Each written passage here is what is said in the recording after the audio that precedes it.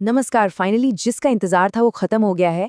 Railway assistant loco pilot यानी ALP का बहुप्रतीक्षित CEN 12 2026 नोटिफिकेशन आधिकारिक तौर पर आ चुका है। आज के इस एक्सप्लेनर में हम सीधे इस नोटिफिकेशन की गहराइयों में चलेंगे और उन बारीक चीजों को डिकोड करेंगे जो असल में फाइनल सिलेक्शन तय करने वाली हैं। तो चलिए फटाफट देखते हैं कि हम क्या क्या कवर करने वाले हैं।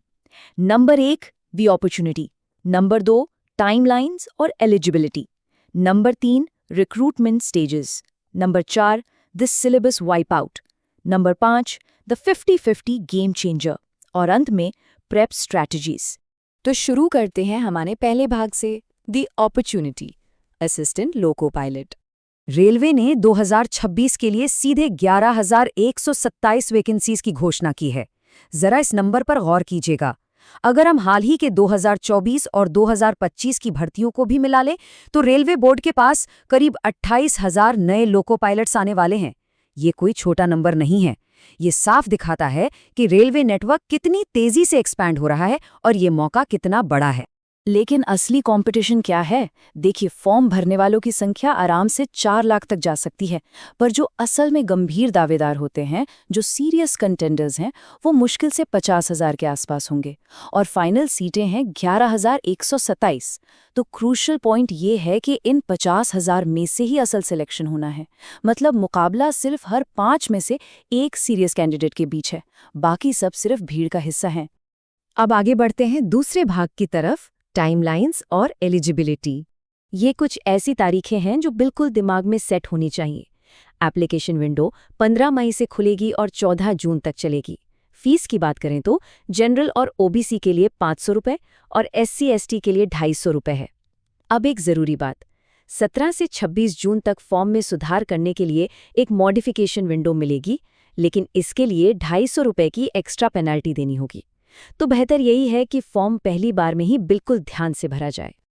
एलिजिबिलिटी की शर्तें एकदम सख्त हैं। उम्र 18 से 30 साल के बीच होनी चाहिए। पढ़ाई के मामले में 10वीं के साथ ITI या फिर डिप्लोमा या BTech होना अनिवार्य है। लेकिन सबसे बड़ा फिल्टर है मेडिकल स्टैंडर्ड। ये A1 कैटेगरी का होना ही चाहिए। मतलब बिना चश्मे के 6x6 विजन और कलर ब्लाइंडनेस तो बिल्कुल भी नहीं चल सकती।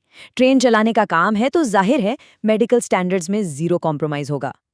चलिए अब आते हैं हमारे तीसरे सेक्शन पर, द रिक्रूटमेंट स्टेजेस। ये पूरा सफर कई पड़ावों से होकर गुजरता है। सबसे पहले CBT 1, जो कि सिर्फ एक क्वालिफाइंग राउंड है। असली रेस इसके बाद शुरू होती है CBT 2 में, जिसके 2 पार्ट्स हैं, पार्ट A और पार्ट B। इसे क्लियर करने पर आता है CBAT, जिसे हम साइको टेस्ट भी कहते हैं। और फाइनली जो इन सब में पास होते हैं उनका होता है डॉक्यूमेंट वेरिफिकेशन और मेडिकल टेस्ट। अब आते हैं चौथे और सबसे दिलचस्प हिस्से पर, द सिलेबस वाइप आउट। इस नोटिफिकेशन की जो सबसे हैरान करने वाली बात है वो ये है कि जनरल अवेयरनेस और करंट अफेयर्स को CBT 1 और CBT 2 दोनों से पूरी तरह से हटा दिया गया है।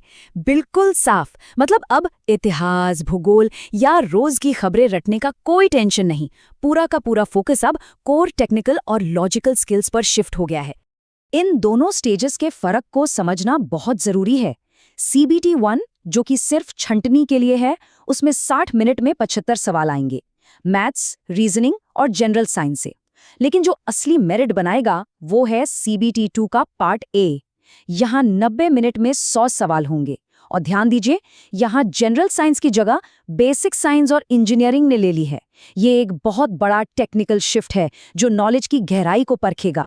और यहीं पर एक बहुत बड़ी वार्निंग भी सामने आती है। CBT 2 का जो पार्ट B है, यानी आपका ट्रेड टेस्ट, वो 60 मिनट का होगा और उसमें किसी भी हाल में 35% नंबर लाना एकदम कंपलसरी है। अगर पार्ट A में बहुत शानदार स्कोर भी कर लिया ना, लेकिन इस ट्रेड टेस्ट में 35% नहीं आए तो वो सारी मेहनत पूरी तरह बेकार हो जाएगी। इसे बिल्कुल भी हल्के में नहीं लिया जा सकता। अब बात करते हैं 5वें सेक्शन की, द 50-50 गेम चेंजर। मेरिट बनने का पूरा सिस्टम अब पलट चुका है। पुराने नियमों में क्या होता था कि फाइनल मेरिट में 70% वेटेज CBT 2 पार्ट A का होता था और सिर्फ 30% साइको टेस्ट का। लेकिन अब नया नियम आ गया है 50-50 का। मतलब अब पार्ट A और साइको टेस्ट दोनों की अहमियत बिल्कुल बराबर हो गई है। ये बदलाव वाकई में बहुत बड़ा है। सोचिए, जब लगभग 1 लाख लोग CBT2 पार करके साइको टेस्ट देने पहुंचेंगे तो उन्हें ये समझना होगा कि ये टेस्ट उनका आधा भविष्य तय करेगा। और मजे की बात यह है कि साइको टेस्ट में कोई नेगेटिव मार्किंग नहीं है और ये सिर्फ अंग्रेजी या हिंदी में ही दिया जा सकता है। ये 50-50 वाला नया रूल सच में पूरे कंपटीशन को बदल कर रख देगा। तो अब सवाल है कि इसकी तैयारी कैसे की जाए। Section 6 prep strategies. सही तैयारी के लिए सही रिसोर्सेज का होना बहुत ज़रूरी है। इन्फॉर्मेशन के मुताबिक सिलेक्शन वे जैसे प्लेटफॉर्म्स पर 2024 और 2025 के पिछले सालों के फ्री मॉक टेस्ट मौजूद हैं, जिनसे असली परीक्षा के लेवल का सटीक अंदाज़ा लगाया जा सकता है। इसके अलावा डिटेल्ड सिलेबस ब्रेकडाउन और फाउंडेशन बैचेस भी अवेलेबल हैं। क्रक्स ये है कि मैथ्स, रीजनिंग और बेसिक साइंस की नींव बिल्कुल शुरुआत से ही मजबूत करनी होगी। तो इस पूरे एक्सप्लेनर के बाद एक बड़ा सवाल जो दिमाग में आता है वो ये है कि क्या ये नया 50-50 वाला मेरिट सिस्टम और जनरल अवेयरनेस का पूरी तरह से हट जाना उन लोगों के लिए एक मास्टर स्ट्रोक साबित होगा जो टेक्निकली सबसे ज़्यादा फोकस्ड है? क्या इन 11,127 सीटों पर अपनी जगह पक्की करने के लिए अब एक बिल्कुल नए नज़रिए की ज़रूरत है? इस बारे में ज़रूर सोचिएगा। आज के इस एक्सप्लेनर में हमारे साथ जुड़ने के लिए बहुत बहुत शुक्रिया।